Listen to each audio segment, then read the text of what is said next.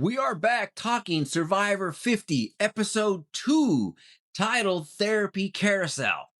And before I go on any further, if you watched my previous video about who I predicted would go home for this episode, I was on the money. So if you're wondering if this is a legit channel, no need to look any further. But you can do me a big favor. Doesn't hurt you at all. Hit that subscribe button so you can continue to get all your Survivor info here.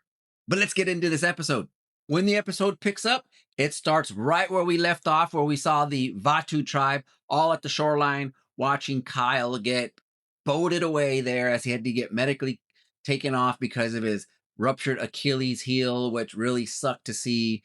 But it's just part of the game.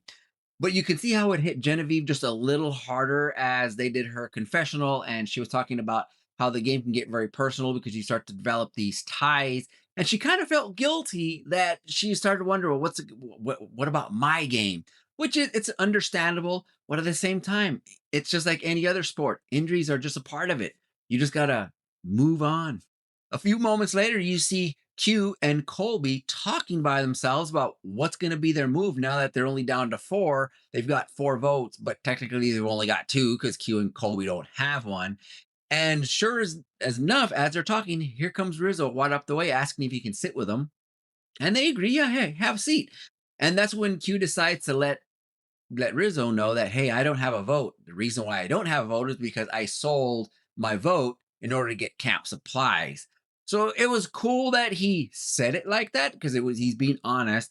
But again, I don't know if I would have told Rizzo that. I would just kept it to myself and just see if I needed to share it at any point in time. So we'll see if this bites him later on in the season.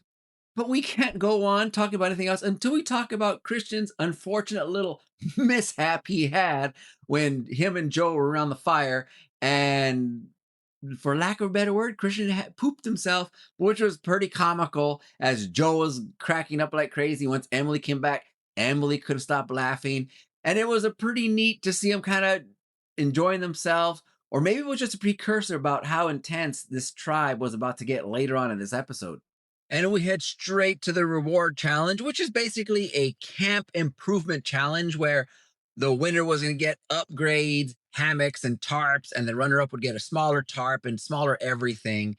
And of course, the last place would get absolutely nothing. But in a nutshell, Kalo wins easily, Sela wins easily, and unfortunately, Vatu looked a little out of sorts this time. Colby looked a little winded on his swim. Steph fell off the balance beam, but Aubrey flat out whiffed when she had to go knock the key off of the little holder that she has to jump off the platform. She had to swim, get back, and jump off the platform again. So that crew was never really in it. Then shortly after that, we head back to the Vatu tribe, and there's a moment where Aubrey is off by herself because she is talking to us about how hard Survivor is and how you always have to be playing the game, and it's really hard for her sometimes, and because it can bring out the worst in people, and she's trying not to let it get to her, and so she just has that breakdown moment. But it's interesting because Genevieve has seen Aubrey carry her bag with her everywhere, and since Genevieve had just found the boomerang idol, she's wondering if possibly Aubrey has it. So they put together this big plan, and they decided to go through her bag, and of course, she doesn't have one. They're like, oh man, this was just a dumb idea. But again, it's funny because Colby, of all people, says, hey, outside this game, yeah, you're the lowest human being if you got to go through someone else's stuff. But in Survivor, it's different. So it's cool that Colby's adapting to this game and this new era way of playing. Because if you remember early in Survivor, the first time another tribe went through someone's bag, it was a lot of us are so mad about it, and now it's just kind of like an everyday, yeah, which is why everyone takes their bag with them everywhere. Meanwhile, over at the Kalo tribe, Jonathan is providing for the camp, but he's also letting everyone in the audience know that he's playing a different game. He's just doing what he just playing the big oaf type of character, but socially he's making his moves slowly because he right out there in this episode names Coach as his number one. He likes Coach. He even takes Coach swimming with him to go pick up fish. But Coach gets leg cramps and has to be boated back to the shore by the production team because he couldn't move, which was pretty funny.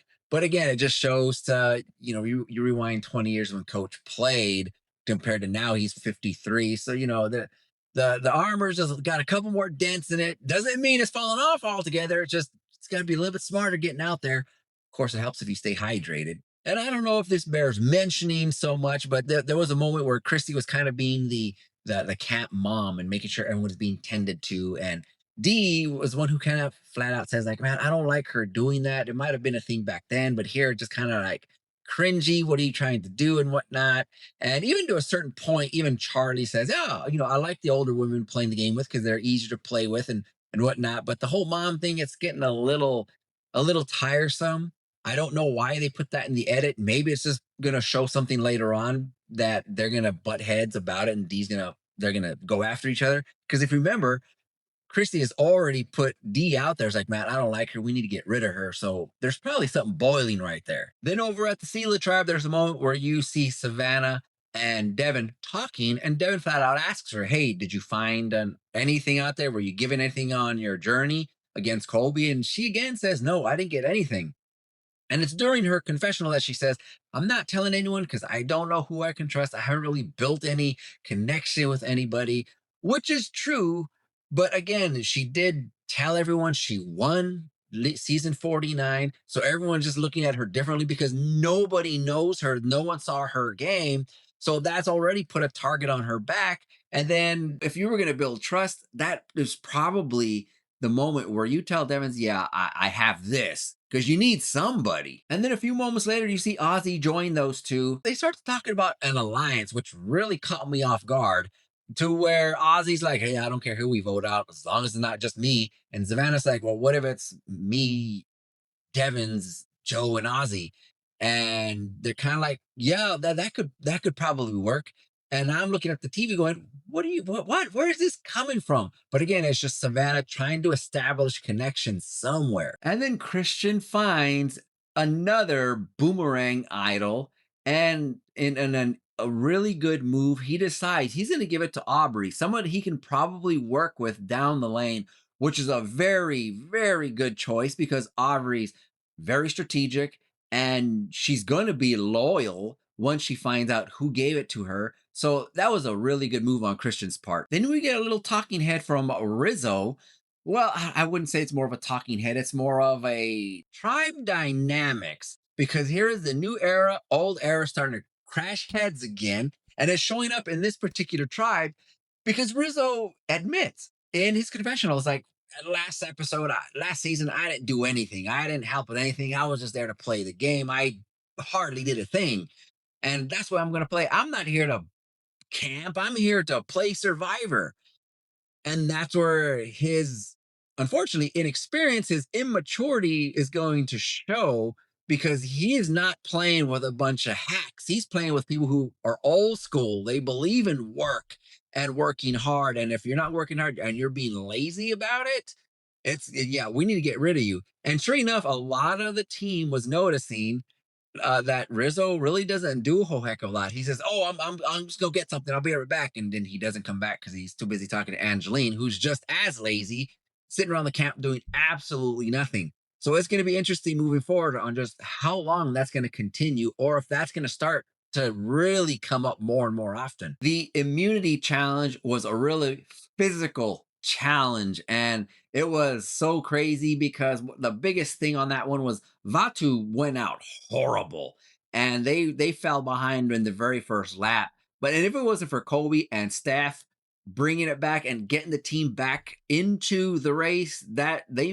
might not have won because when it was said and done, Vatu won, followed by Kalu, which was sending Sela back to tribal council. Once we get back to the Sela camp, it is pure scramble as the tribe is trying to figure out who's going to go next, who's the vote. And it's pretty cool because immediately you start off with Emily and Cirie talking about who would like to get out.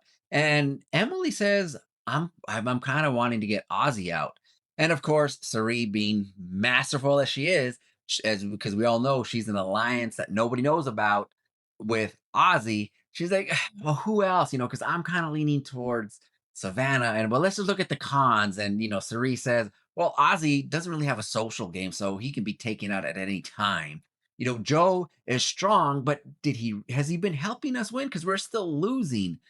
But let's look at Savannah because, she's the recent winner and she went on that journey and she has something. She came back with something. She's not telling anybody about it. So, which is so smart because probably this one shown on camera. But again, it's one of those things where Cirie probably said, look, she won season 49. She had to do moves. She probably had stuff in her pocket because nobody in this season knows Savannah or her gameplay other than Rizzo. Once Cirie's able to break away, she lets Ozzy know, "Hey, your name's in so and so's mouth, but I got you. I've got everyone looking at Savannah and Joe, and the heat's off of you." And Ozzy feels great, and he's realizing, man, I thought my game was actually kind of okay, but it's really not. So he gives Cirie his extra vote, which, whew, if there's someone that you have to start really watching, is Cirie, because now that she has an extra vote, which in the history of her game, she's never had any advantages or anything like that. So I'm really looking forward to see how she plays with this extra vote. And right before they head out to tribal, you see Devins and Joe just butting heads like crazy. And with good reason for Joe because he feels like he was just raked over the coals and he still has PTSD from Camilla and Kyle lying to him and backstabbing him in order for Kyle to win the whole thing. So Joe has this. He just wants to play a fair, an honest, trustworthy game. And Devins is like, come on, this is Survivor. Half of the whole game is lying to everybody, trying to get yourself forward, which is, it's not going to help Joe in the long run if he continues to try to play like this because it just doesn't last very long. At some point, you're going to have to do something dirty. And then one more little thing that happens right before they go to tribal is Christian and Devins are talking, and Christian lets him know about who he gave the idol to. He gave it to Aubrey. So, again, maybe that's foretelling of what's coming down the road. And so Devins is like, since he loves idols, he's like, hey, give me that little piece of parchment that had the instructions for it. I'm gonna make a fake idol and we're gonna plant it at tribal. So that way, if we need to use it for something, we can hose somebody. So, man, I'm looking for that thing getting played. So we get to tribal and nothing out of the ordinary happens. They try to squash some beef between Devins and Joe. They get right to the vote. And like I said, Savannah was gone in a 6-1 vote, and it wasn't even close. And as they are exiting tribal council, Christian decides to take a fall to get everyone's attention, and Devins hides that little piece of parchment under a plant or something like that. So, man, it's going to be so cool to see how that gets played later on. And in the little tiny sneak peek for episode 3, they're switching tribes. So it's going to be interesting to see how all these tribes are getting swapped. We'll see what happens. If you like this recap for episode 2 of Survivor 50, hit that subscribe button. It helps me out quite a bit. So until next time, go check out everything else that I'm working on. But more importantly, let's just have a good time, man. It's Survivor. Take care, guys.